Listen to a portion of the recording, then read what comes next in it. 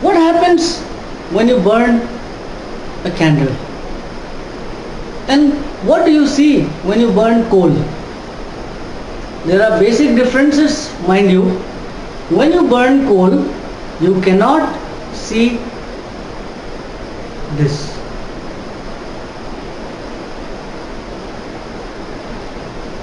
So the diagram out there represents the various zones of a candle flame, which I have already shown you in an activity. So when we burn a candle, the candle burns with a flame. The wick of the candle burns the wax. However, all the area of the candle does not produce the same amount of heat. You can see some area of the candle is dark colored, some area of the candle is blue colored, which you have already seen in an activity, and some area of the candle is yellow colored. Therefore, this candle flame has three zones, and out of these three zones, the hottest zone is the outermost zone, which has a blue colored flame. The middle zone is the moderately hot zone, yellowish in color, and the least hot zone, that is the innermost zone, which has the unburned wax. Because you see, when you light a candle or any other substance which burns with a flame, you cannot assure that 100% of it is producing heat. There are some unburned substances in the form of vapors. How you can find out is when I bring it very close to this. You can see the dark colored substance formed here.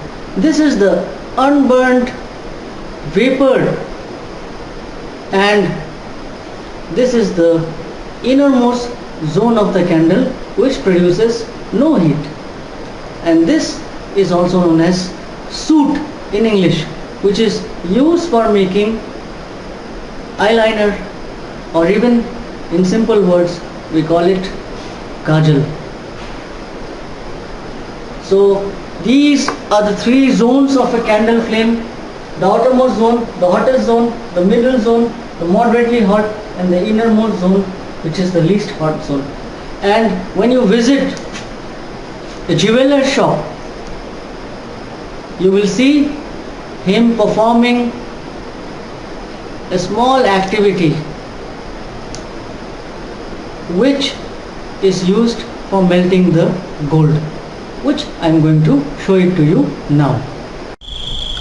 In this activity, let us observe the three zones of a candle flame. As you can see, there is a candle, and the candle is burning here with a very bright flame. A candle has three zones in its flame: the outermost zone, the middle zone, and the innermost zone. The outermost zone, as you can see, is bluish color. The middle zone is of yellowish color, and the innermost zone is black in color. All in all, the outermost zone is the hottest zone of a candle flame. This is the zone of complete combustion, whereas the innermost zone is the least hot zone. You must have observed that when you go to a jeweler shop, the jeweler uses an instrument of this kind and uses the flame for melting the gold and silver. So which zone should he use for melting the gold or silver? Obviously he will use the outermost zone, because you see, if I blow air through this pipe into the flame, this burner will catch fire.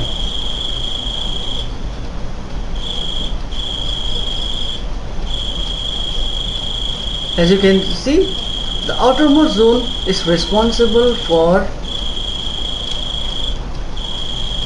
the burning of this burner. Therefore, the outermost zone is the hottest zone in a candle flame, whereas the least hot zone is the innermost zone, which is also known as the zone of incomplete combustion. As you have already seen in the activity, that when carbon dioxide forms a blanket around the burning substance, the burning substance extinguishes and there is control of fire. Why does it happen is because carbon dioxide is heavier than air. What it does is it forms a blanket around the burning substance, which does not allow oxygen to come in contact with this fire, because you know oxygen supports burning whereas carbon dioxide does not support burning. Therefore, the carbon dioxide which forms a blanket around the fire is able to extinguish fire. In some fire extinguishers, there is a foam type of fire extinguisher, which we call it. We have substances like sodium bicarbonate in the form of a foam.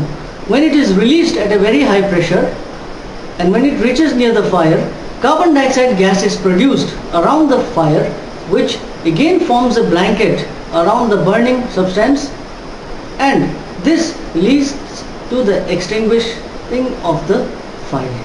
Therefore, to control fires, we always use fire extinguishers, or in other ways, we always use water also. In this activity, we are going to learn about the working principle of a fire extinguisher.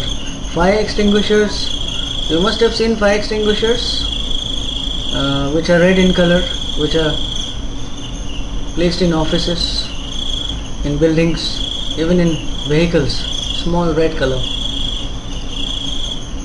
The principle of fire extinguisher is such that it releases carbon dioxide, because carbon dioxide is a gas which does not support burning, whereas oxygen is a gas which supports burning. So, to prove it that carbon dioxide does not support burning, I have taken a beaker here. Inside the beaker, at the lower end of the beaker,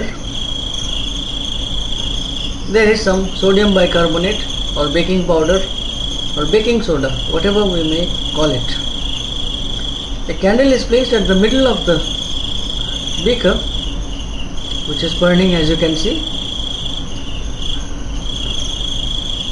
Now what I do is, I slowly pour acid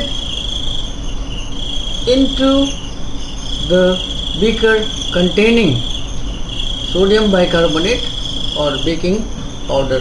Let us see what happens.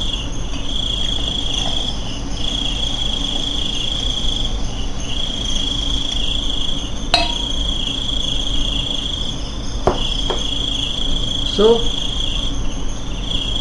ultimately we have seen that the fire in the candle is extinguished, which means when the acid reacted with baking powder, it produced carbon dioxide gas, and that carbon dioxide gas formed a blanket around the fire. Carbon dioxide is heavier than oxygen, so it formed a blanket around the fire which cut off the supply of oxygen to this burning candle, and hence the candle flame extinguished, that is, it stopped burning.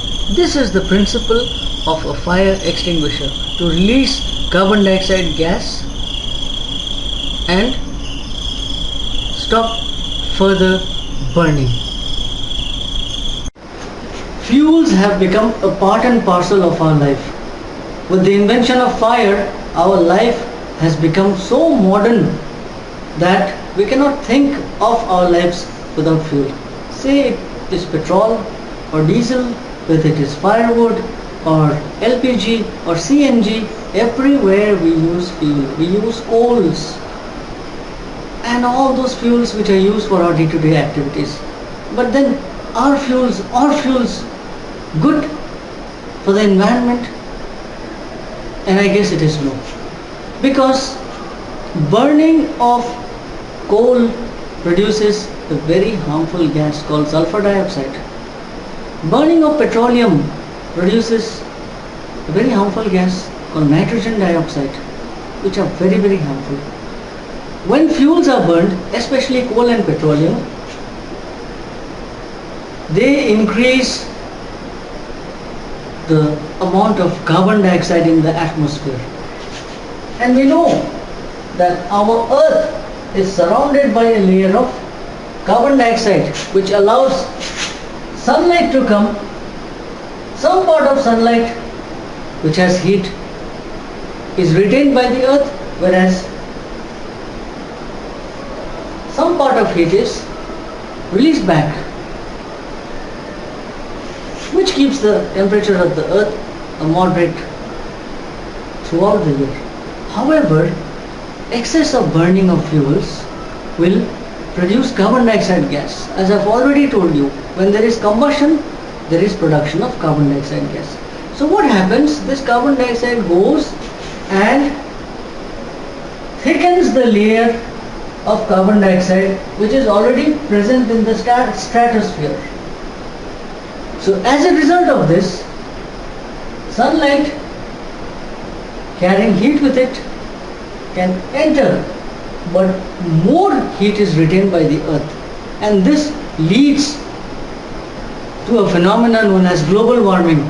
The temperature of the earth increases day by day, and it is happening, as a result of which there is melting of the polar ice caps, the snowy mountains are melting, and because of which the rivers are increasing. The rivers ultimately pour the water to the oceans. It may also happen that after a few years, some countries of the world may be submerged underwater, because it is the melting of the snow which brings the water to the oceans. So global warming is a very critical phenomenon which is happening. It can lead to a disaster in the near future, because if the temperature of the earth rises, many plants will stop growing. There will be no production of crops, because an appropriate temperature is required for the production of crops. The heat may be unbearable for the human survival, for the survival of animals, for the survival of plants. Therefore, this is a very, very grim situation.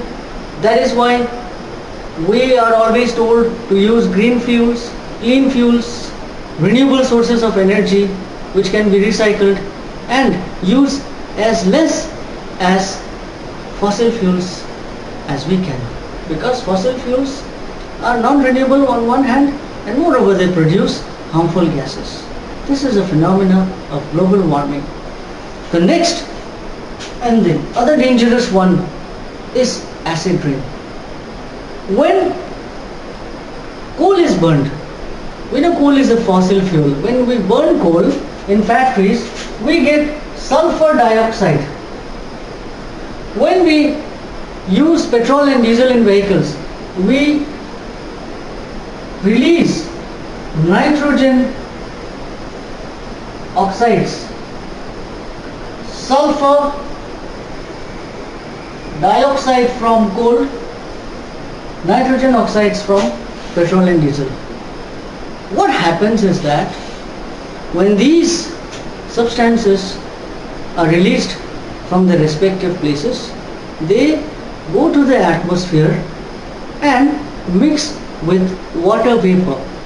Ultimately what happens, when nitrogen dioxide or nitrogen oxide mix with water vapor, they produce acid. You must have heard of nitric acid, which is an acid. Sulfur dioxide mixing with rainwater produces sulfuric acid. And ultimately, when there is rainfall, they fall to the earth. Precipitation. And they are very, very corrosive in nature. They damage the buildings, they damage the iron pillars, they damage monuments made of marble, and we already have a very beautiful monument in our country in the form of Taj Mahal. And you know, Taj Mahal is suffering from marble cancer. There is corrosion of the marble. So if stones can get cancer, imagine what will the future of our children be. This can also cause wilting of leaves. The acid rain destroys the leaves. It may also destroy the human skin, and yes, it is happening in many states of India where they are highly polluted. Acid rain, the rain is not normal, it is mixed with acid, and this type of rain can cause severe damage to buildings, to bridges made of iron, to historical monuments, and even plants, animals, and also the human beings, which are the ultimate people who have to protect the environment. Therefore, we should be very selective in using our fuels, our energy resources.